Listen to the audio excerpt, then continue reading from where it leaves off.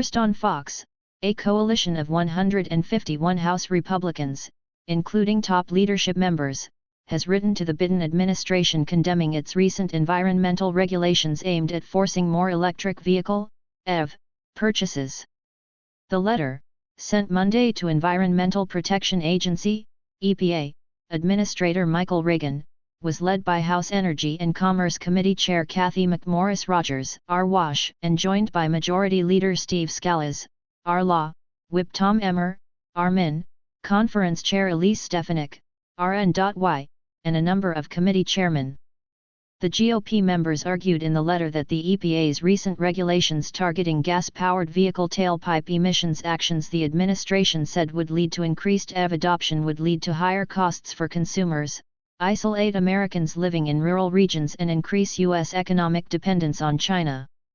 We write to express deep concerns with the Environmental Protection Agency's proposed standards for light and medium-duty vehicles and heavy-duty trucks, the GOP lawmakers wrote. The proposals are the latest effort by the Biden administration to commandeer America's transportation sector and force its complete vehicle electrification under the guise of mitigating climate change. In April, the EPA proposed the vehicle pollution standards which, if finalized, would impact car model years 2027 through 2032. The White House said the regulations would protect public health by achieving carbon emission reductions of nearly 10 billion tons by 2055 and would save consumers an average of $12,000 over the lifetime of vehicles. The administration also projected the sweeping measures would accelerate the clean vehicle transition and reduce oil imports by 20 billion barrels. Overall, if the regulations are finalized, a staggering 67% of new sedan, crossover, SUV, and light truck purchases could be electric by 2032, the White House projected.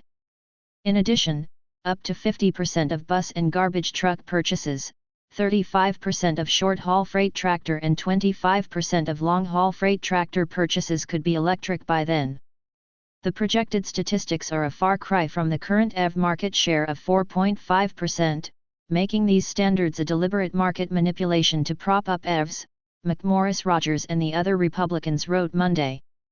Furthermore, a rapid shift toward EVs would benefit only the Chinese Communist Party, as China has a stranglehold on the critical minerals supply chain and manufacturing of EV batteries, they stated in the letter. According to the International Energy Agency, IEA, though, China produces about 75% of all lithium-ion batteries, a key part of EVs, worldwide. The nation also boasts 70% of production capacity for cathodes and 85% for anodes, two key components of such batteries.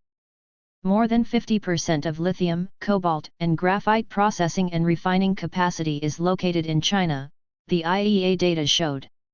Those three critical minerals, in addition to copper and nickel, are vital for EV batteries. Chinese investment firms have also been aggressive in purchasing stakes in African mines, especially those rich with cobalt in the Democratic Republic of the Congo, in recent years to ensure a firm control over mineral production. In addition, gas-powered cars represented 93% of all new car sales in 2022, according to a recent report from the Alliance for Automotive Innovation.